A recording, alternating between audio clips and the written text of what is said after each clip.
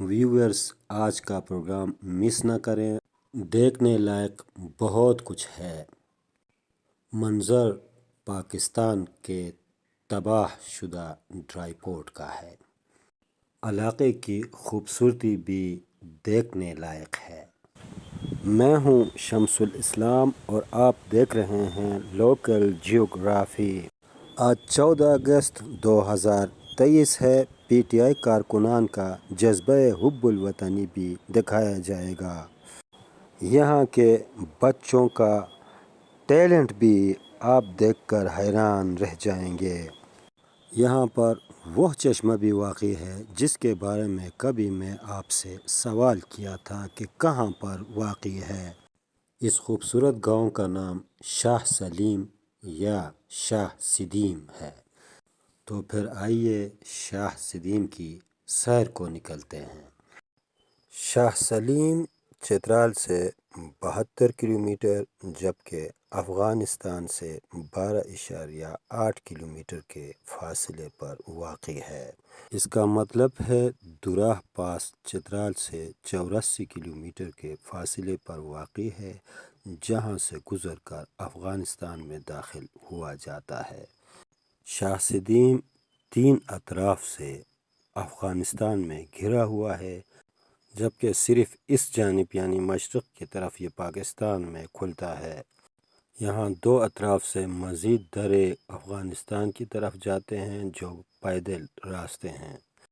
میرے دائیں جانب کچی سڑک گزرتی ہے جو پہاڑ سے ہوتا ہوا عین میرے سر کے نشان سے ہو کر دراہ پاس پہنچتی ہے جو واحد جیپ ایبل سڑک ہے۔ شاہ سلیم کو صاف ستھرا رکھنے کے لیے معقول بندوبست کیا گیا ہے اور مختلف جگہوں پر ڈسٹ بن رکھے گئے ہیں۔ شاہ سدیم میں گرم پانی کا چشمہ بھی واقع ہے۔ یہ وہ گرم چشمہ نہیں جو آپ نے پہلے سنا ہے۔ گرم پانی کے اس چشمہ سے لوگ کما حقہ استفادہ کر رہے ہیں اور اپنے کپڑے یہاں لا کر دھوتے ہیں۔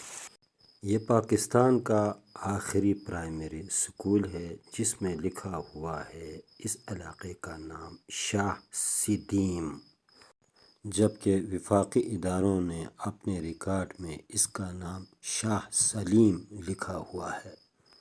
اب ہم آپ کو دکھا رہے ہیں تباہ شدہ ڈرائی پورٹ جو کسی زمانے میں بازار کہلایا جاتا تھا اور اب یہ ویران ہو کر کھنڈرات کی شکل اختیار کر گیا ہے۔ چند سال پہلے یہاں ایک بہت بڑا بازار تھا۔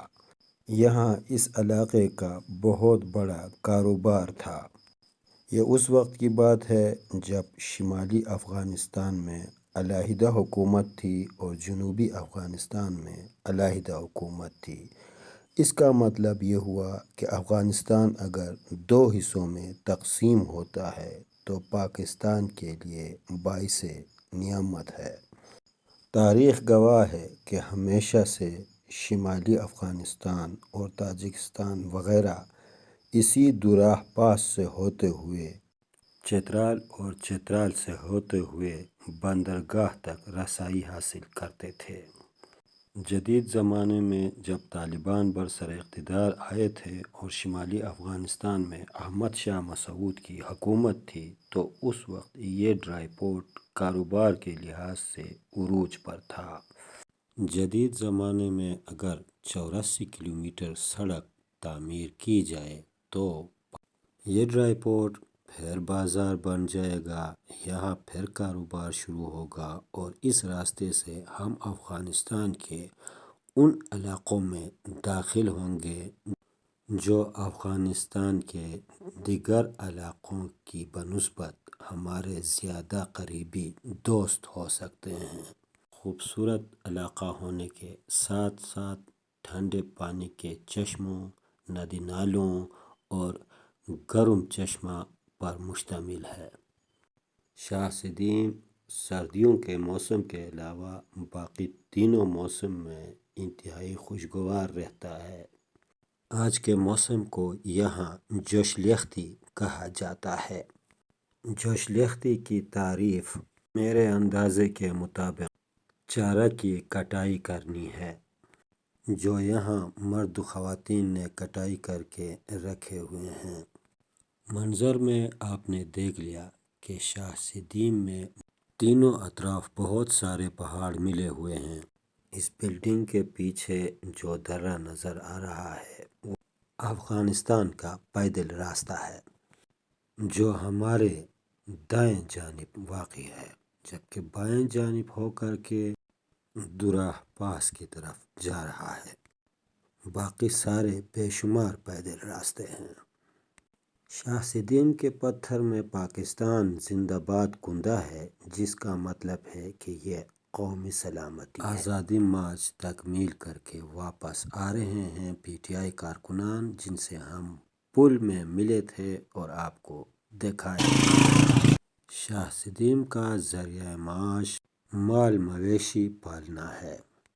یہاں کی کافی زمین گھاس پر مشتمل ہے۔ Sasha Salimo Tsaka. Sash Sukuli Bimena. Sukulia Kandria Asumi. Chora Asumia.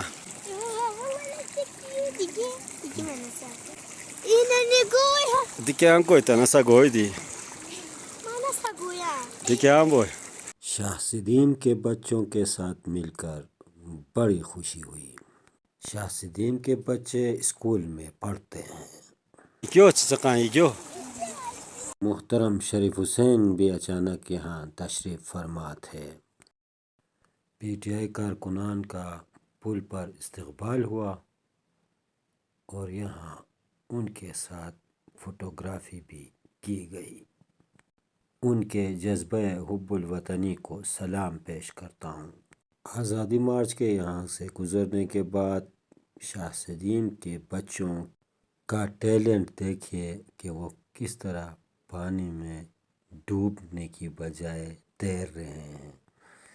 یہ پانی انتہائی ٹھنڈا پانی ہے۔ انتہائی سرد موسم میں بھی یہ ٹھنڈے پانی میں غوطہ خوری کرتے ہیں، تیرتے ہیں۔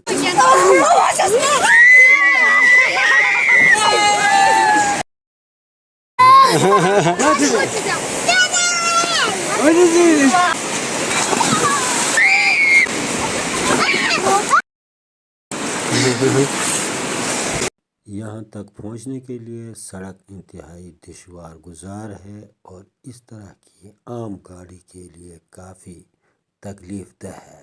جب بھی یہاں کا سفر ہو تو ٹائر کا خیال رکھیں۔ اس کے ساتھ ہی اجازت چاہتا ہوں۔ اللہ حافظ۔ پاکستان زندہ باد۔